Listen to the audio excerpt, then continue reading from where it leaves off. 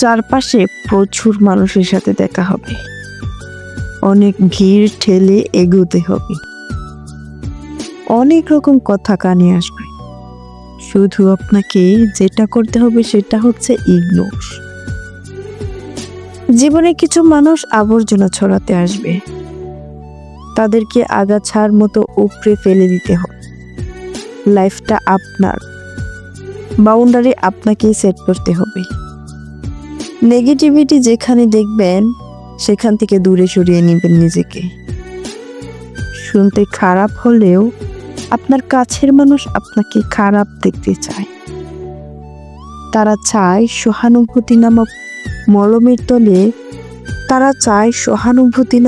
মলমের তলে একটু কাটা গায়ে নুন চিটাতে। আপনি সিম্পলি সেই সুযোগটাই দিবেন না। অযথা তর্কে যাবেন না, বুঝাতে যাওয়ার কোনো প্রয়োজন নেই। আপনার সামনে কেউ যদি বলে আপনি মূর্খ, তাই মেনে হেসে বেরিয়ে আসুন। ওই যে সময় আর এনার্জি বাঁচিয়ে নিলেন, ব্যাস কাল্লা ফতে।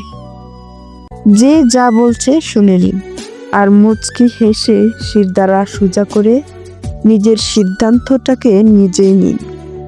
যারা নিজের সিদ্ধান্ত নিজে নিতে পারে তারা আসলেই জীবন চিনে, বুঝে।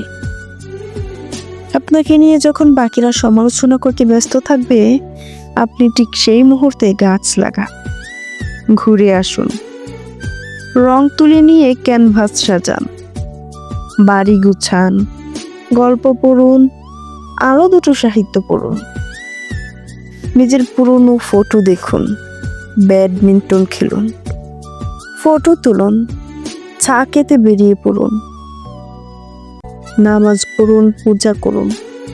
মোট কথা, তাদের কথাই রিয়েক্ট করবেন। যা বলছে বলুক, আপনার কানে এলেও ফেলে দিন।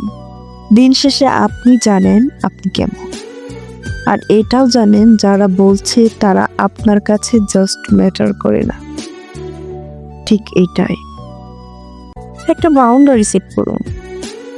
একদম যার বুকের নিচে আপনার শ্বাস নেবেন, যার সামনে আপনি আয়নার মতো দাঁড়াতে স্বাচ্ছন্দ্য বোধ করবেন, ঠিক তাদের কাছে ওপেন আপ হবে। তাদের কাছেই এক্সপ্লেন করুন, তাদের কাছেই ঝুঁকতে শিখুন।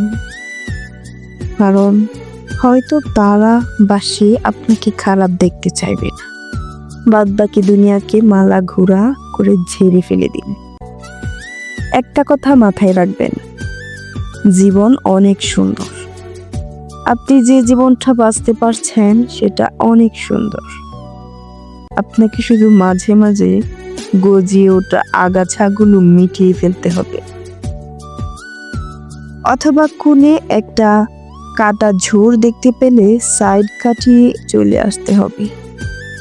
সবকিছুর উত্তর দিতে নেই, সবকিছুতে রিয়েক্ট করতেও নেই, সবাইকে বোঝানোর কোনো প্রয়োজন নেই।